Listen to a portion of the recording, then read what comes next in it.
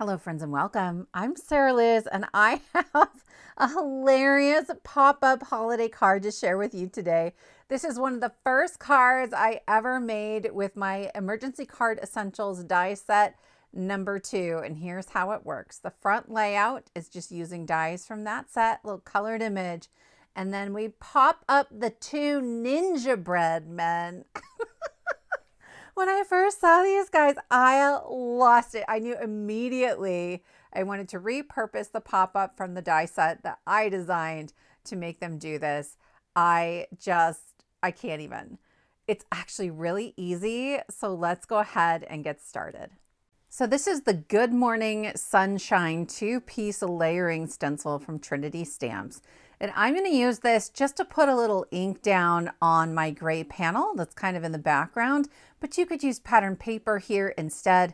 Trinity also has a 6x6 stencil called Catching Some Rays that is like a circle of rays coming out. It's a single stencil.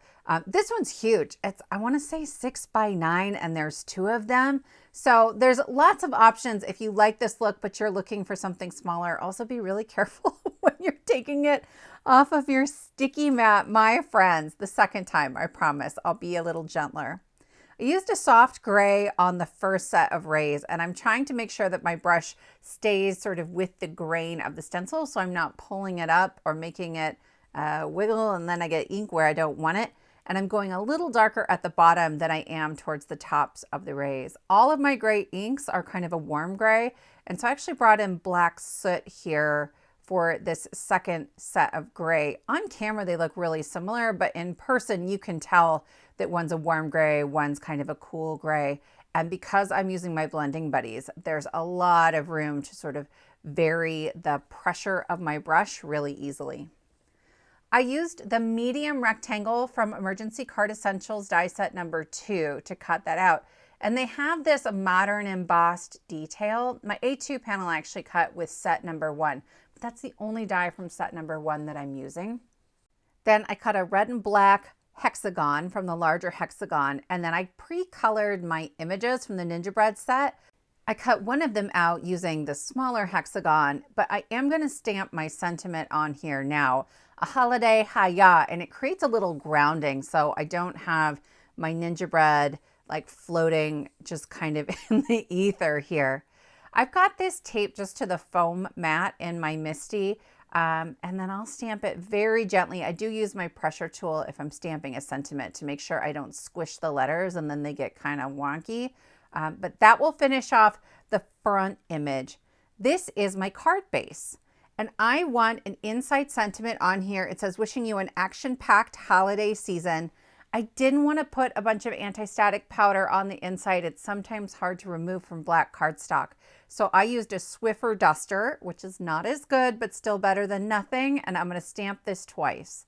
Then I'm going to be very careful as I add my powder and only put that embossing powder where I need it, or at least that's what I tried to do.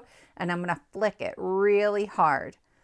Then I can go ahead and remove any stray little pieces with my paintbrush, and it turned out pretty well. I will say, if I had been braver, I might have stamped and heat embossed one more time just to give this a more solid sort of white on black, but I'm happy with it how it is. Next, we're going to layer up the front of our card, and I am just taking that stenciled panel that we cut out with the dies, and I'm adding it onto some matte silver cardstock. I didn't measure it. I just sort of held it in my trimmer and cut it to be ever so slightly bigger than that gray panel. I wanted a little bit of shine on there. Then when I go to layer up my hexagons, this first one is going to nest perfectly onto that red one. If you want to make the pop-up with the hexagons, it's really designed both as a decorative element for the front of your card, but also to be a pop-up element. Here, I wanted just a little more depth in the layering. So I have a second solid colored hexagon that's the same as the larger one in terms of size. And I have just put that sort of down and to the right. And I will glue all my rectangles together, centering them. And then I'm going to use some thin foam behind the hexagons to pop that up a little bit. And then once I get these layered up, I'm going to set them aside. I like to complete the front panel for my card and the pop-up for my card completely independently. In case something goes awry on one of them, I'm not starting over. So here is my pop-up, right? I have a color-coded one, and then I have this one that I've cut out of some 65-pound black cardstock. And I just stick my thumb right into that score line and sort of work it until I can definitely feel where it's supposed to go. And then I'll fold it back and crease it with my bone folder.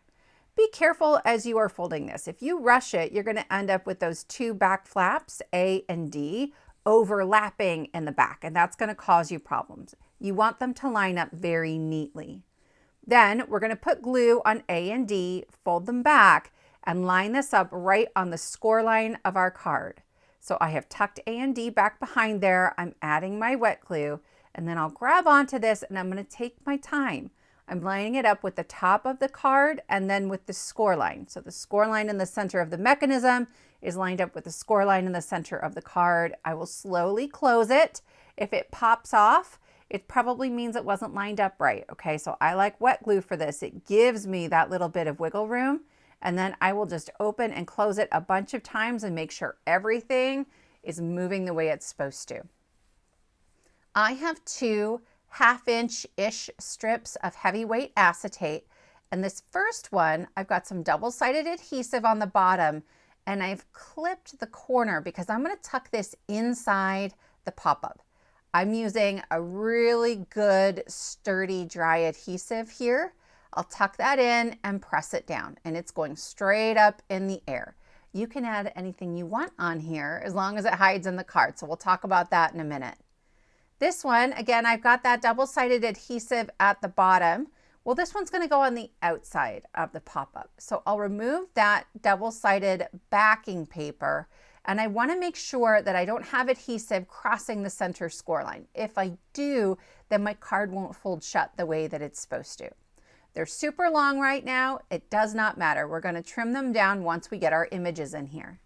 So here is one more of those pop-up mechanisms, and I'm actually going to cut one of the triangles off. They're all the same size, and I am going to glue that right over the top of that acetate piece just to clean it up. You could skip this, but I don't like being able to see the adhesive behind the acetate. So a little Nuvo Deluxe adhesive I think sticks really well to acetate. I'll cover that up.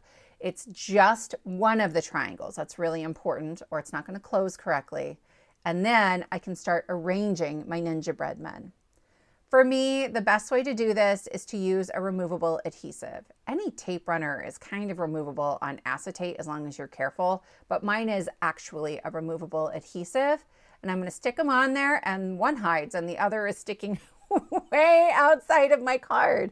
So I know it's got to go down and it's got to go to the right. So I'm just going to keep moving this around and testing it. Okay, so here we go. We're so close. You guys, I think I did this 5 or 6 times because I want as much pop as possible.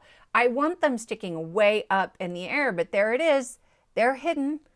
Once I know that they'll hide inside the card, I just flip the whole thing over and I trim off the excess of that acetate. Hopefully, I can hide that jagged edge entirely behind the image. Okay, and in this instance, I could. If I couldn't, I might have played around to smooth out any of the corners, just to round them a little bit. Then I have cut 2 more of those images just from some scrap white cardstock, but here I'm only adding glue on top of the acetate, okay? And you'll see why in a minute. But I want to make sure I'm backing this. It's going to sandwich it on both sides of the acetate. It's going to make it sturdier, but it's also going to allow me then to flip this back over and add more adhesive while still keeping track of where I had them positioned, right? So remember, the colored images were only on there with removable adhesive. Well, now I have that white backer piece glued to the acetate. I'm going to add some double-sided adhesive tape. This is 3/8 inch tape. You could do more than one piece, but I just want one that's overlapping both cardstock and acetate, so it's really good and stuck on there. Then I'll put glue all over my colored image, line it up perfectly with the piece on the back, and that one is good to go. I'm going to come back in and do the same thing with this other ninja. And then I know that everything's gonna fit. You could do this with any images you have. Sire Anderson was in our Emergency Card Essentials die set hop, and he put this pop-up inside of a mug and popped up all kinds of stuff, and it was magical, okay? So I like when your mechanism, your pop-up that you get in your die set is really flexible and you can use it for lots of purposes. So I hope that you'll try something like this with whatever you already have. I'm adding on 2 more hexagons on the right-hand side, and I'm adding the white one with removable adhesive so that when I misspell something, which I'm bound to do, I'll be able to just cut a new one and add that inside my card. There's a little less pressure that way. Plus, my kids are often writing in these cards as well. Once I know the pop-up is good to go, then I will go ahead and use my wet glue and add that front panel on there. You guys, here we go. We're gonna look at the finished card one more time. We open it up, and these 2 fighting ninjas, I thought they were gonna fight each other at first, but really, I think they're just fighting the holidays. I hope this inspires you to try something new with your supplies. Thank you so much for spending your time with me, and I will see you next time.